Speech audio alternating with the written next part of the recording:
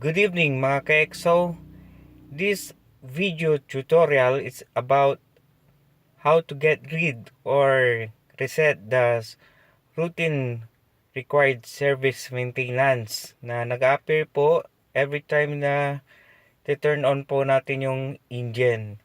So, ang gagawin lang po natin ay press the info button.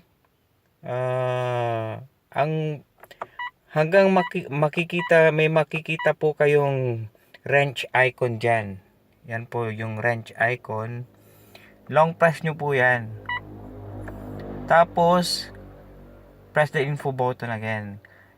In my case, wala na pong lumalabas na clear kasi na before binidyo ko po to, na reset ko na po sa 26,000 kilometer.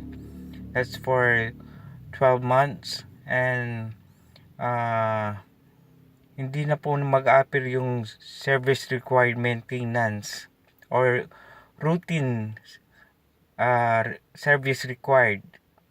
Kasi na-reset ko na po until 26,000 kilometer yung odometer.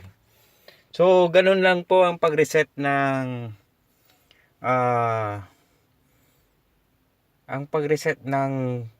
routine maintenance required.